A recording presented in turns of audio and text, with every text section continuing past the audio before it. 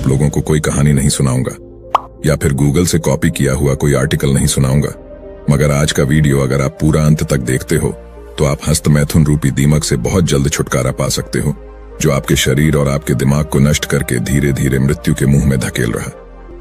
दोस्तों, इस वीडियो के बोल मेरे हैं, परंतु शब्द एक पुस्तक की है जिसका नाम है ब्रह्मचर्य ही जीवन है और वीर्य नाश ही मृत्यु है, जिसके लेखक है स्वामी श्री शिवानंद जी।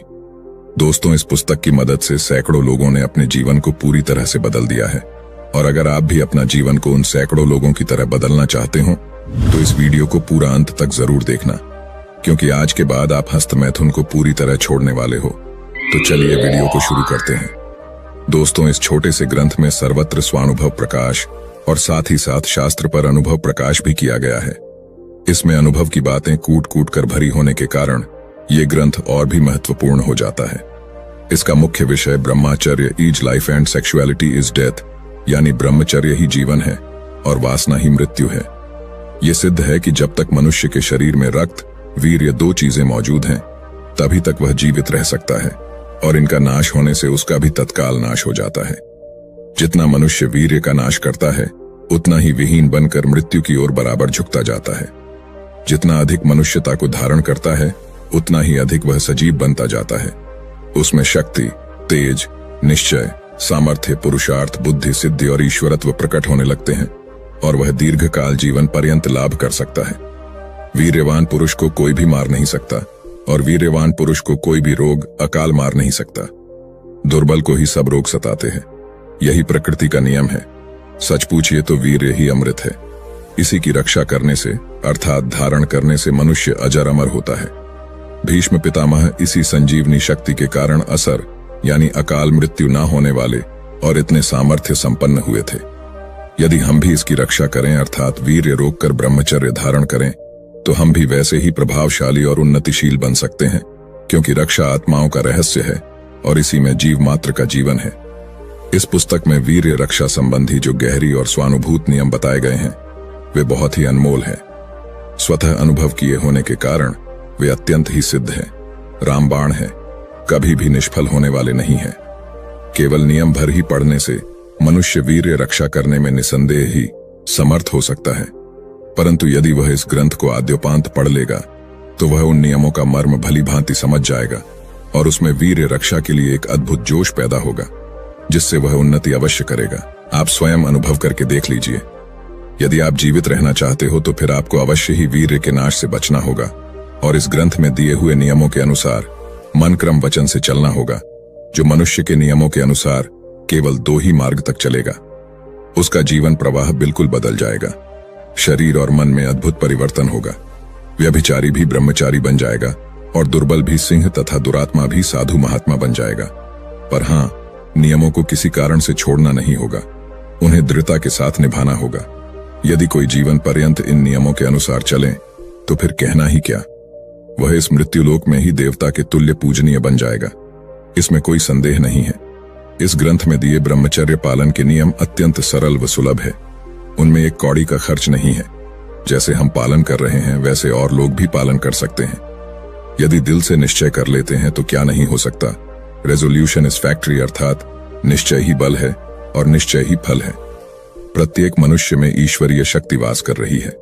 क्षमा, शांति, परोपकार, प्रेम, वीरता, स्वतंत्रता, सत्य और कुकर्म से अरुचि, इन सब के अंकुर हृदय में रखे हुए हैं। चाहे उन्हें सिंच कर बढ़ाओ, चाहे सुखा दो।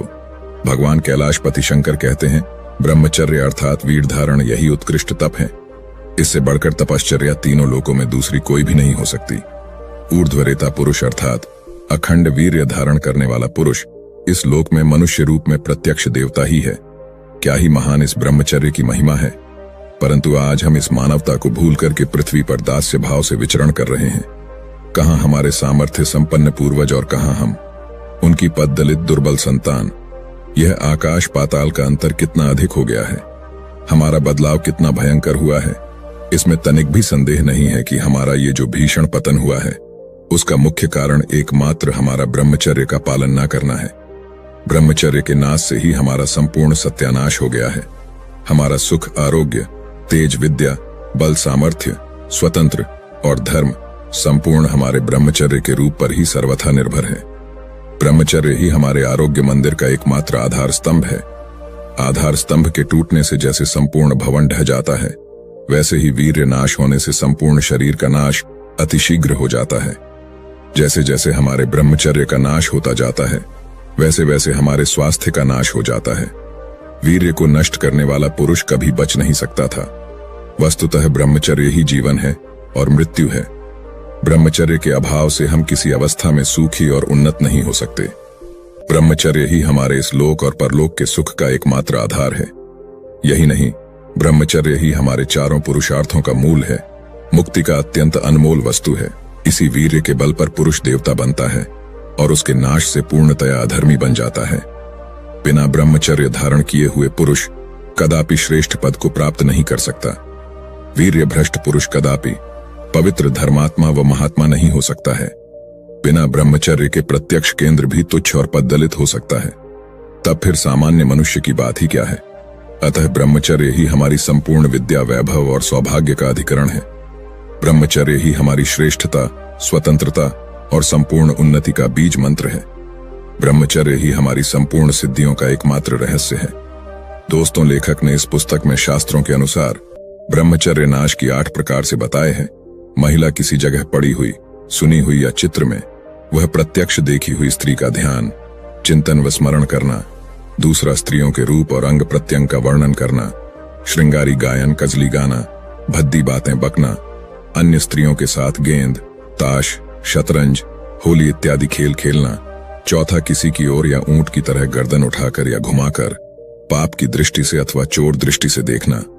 पांचवा, स्त्रियों में बार बार आना जाना और उनके साथ एकांत में बातचीत करना। छठा, श्रृंगार रसपूर्ण उपन्यास पढ़कर, स्त्रियों के भद्दे फोटो देखकर अथवा नाटक व सिनेमा में रद्दी काम चेष्टापूर्ण दृश्य देखकर उन्हीं की कल्पनाओं में निमग्न रहना। 7, तो किसी अप्राप्य स्त्री की प्राप्ति के लिए व्यर्थ पाप पूर्ण प्रयत्न करना। उन्हें इन लक्षणों के बिल्कुल विरुद्ध लक्षण अखंड ब्रह्मचर्य के होते हैं। आदर्श ब्रह्मचर्य में इनमें का एक भी लक्षण तुम में नहीं आना चाहिए, क्योंकि इनमें का कोई भी लक्षण मनुष्य को नष्ट भ्रष्ट करने में पूर्ण समर्थ है। दोस्तों, आजकल समाज में मैथुन नवयुवकों में बड़े भीषण रूप से फैल गया है। इसमें तुमसे तो बालकों का बड़ा भारी नुकसान हो रहा है। नए और इन्फ्लुएंजा से कहीं बढ़कर यह नया रोग नवयुवकों को जान से मार रहा है। यही नहीं, बल्कि बड़े बड़े लिखे हुए लोग भी इसका शिकार होते जा रहे हैं। हाँ, वो बड़े ही दुर्भाग्य की बात की है, इस महारोग से पिंड छुड़ाना इन्फ्लुएंजा जैसे रोगों से भी महाकठिन हो गया है। इस महारोग को हस्त मैथुन का रोग कहते हैं। ये रोग बड़ा भयानक है। ये राक्षस मनुष्य को बड़ी क्रूरता से बिल्कुल निचोड़ डालता है। ये भी एक प्रकार की स्त्री की नवधा भक्ति ही है। फर्क इतना ही है कि परमात्मा की नवधा भक्ति से मनुष्य की मुक्ति होती है और स्त्री की किंवा विषय की इस नवधा भक्ति से मनुष्य को नरक की प्राप्ति होती है। हस्त मैथुन के कारण जितनी हानि उठानी पड़ती है, यदि केवल उनके नाम ही लेके जाए तो एक छोटी सी पुस्तिका तैयार हो सकती है। हम यहाँ पर इन अनिष्टकारी का संक्षेप में वर्णन करते हैं। किसी लकड़ी को घुन लगने से जैसे है वह बिल्कुल खोखली बन जाती है, वैसे ही इस अधम कुत्सव से मनुष्य की अवस्था जड़ीभूत हो जाती है। हस्त मैथुन को अंग्रेजी में मास्टरबेट कहते हैं। हस्त मैथुन से इंद्री की सब नसें ढीली पड़ जाती है। फल यह होता है कि इस नसों के दुर्बल होने से जननेंद्रिय टेढ़ी हो जाती है, जो हमारे गृहस्थ जीवन को बुरी तरह से प्रभावित करती है। दोस्तों, सच्चा वीर पुरुष वही है जो कि युवावस्था में भी प्रबल इंद्रियों को अपने अधीन रखता है। दोस्तों, अब हम विनाश के कई मुख्य लक्षण को देखेंगे कि वीर्य नाश से आपके शरीर तथा जीवन में क्या प्रभाव होता है। पहला, काम पीड़ित वीर्य को नष्ट करने वाला बालक बड़े आदमियों की तरफ से आंख मिलाकर नहीं देख सकता।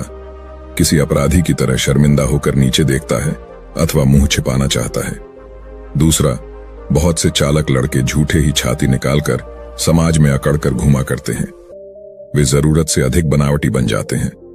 कारण यह है कि ऐसा करने से उनके दुर्गुण छिप जाएंगे और लोगों की दृष्टि में वे निर्दोष रहेंगे। तीसरा, उनका आनंदमय व हंसमुख चेहरा दुखी और उदास बन जाता है। सूरत रोनी बन जाती है। प्रसन्न स्वभाव नष्ट होकर चिड़चिड़ा, क्रोधी और रुखा बन जाता है। चेहरा फीका, पीला व मुर्दे की तरह निस्तेज बन जाता है। चौथा, गालों पर पहले की वह गुलाबी छटा नष्ट होकर छाई काले दाग पड़ने लगती है। यह अत्यंत नाश का निश्चित लक्षण है। पांचवा, आंखें अंदर धंस जाते हैं और गाल की हड्डियां खुल जाती हैं। छठा, बाल पकने व झड़ने लगते हैं। मुझे पीली व सुर्खियां लाल बन जाती हैं। 16 वर्ष के उपरांत बाल का सफेद होना वीर्य नाश का स्पष्ट लक्षण है। 7वां, कोई भी रोग न रहते हुए अकाल ही में वृद्ध पुरुष की तरह जर्जर दुर्बल ढीला बनना, किसी अच्छे काम में दिल का न लगना, ताकत का न बनना तथा थोड़े ही परिश्रम से और दौड़ने से हांफने लगना और मृत पिंड की तरह उत्साहहीन बनना, दैनिक काम करना भी अच्छा न लगना, सामान्य से सामान्य काम कठिन जान पड़ना। 8वां, चित्त में कुछ चिंताओं का बढ़ना, थोड़े ही डर से बेहद भयभीत हो जाना, थोड़ा सा भी दुख पहाड़ सा मालूम होना।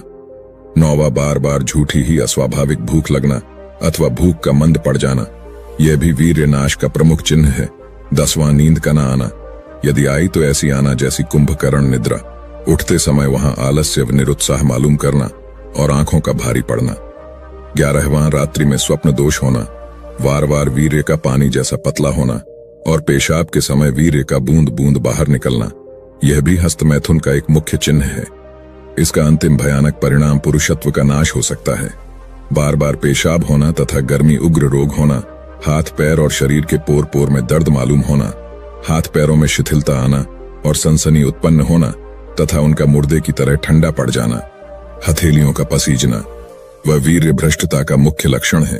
हाथ पैर में कंपन मालूम होना, हाथ में पकड़ा हुआ कागज अब कोई वस्तु ही नहीं लगना, नाटक उपन्यास आदि श्रृंगारी किताबें तथा चित्र देखने की अत्यंत रुचि रखना, स्त्रियों में बार बार आना जाना, निर्लज्जता सर उठाकर या घुमाकर कीमत चोर दृष्टि से छिपकर स्त्रियों की तरफ देखना, चेहरे पर पेटी का मोहर सा उभरना, ये वीर्य पापी का पूर्ण लक्षण है।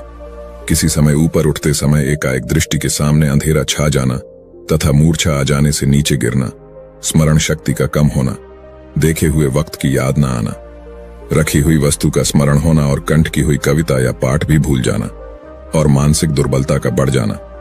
दोस्तों, ऐसे कई सारे लक्षण आप में दिखाई दे सकते हैं, इसलिए हस्तमैथुन आज ही छोड़ने का संकल्प करें।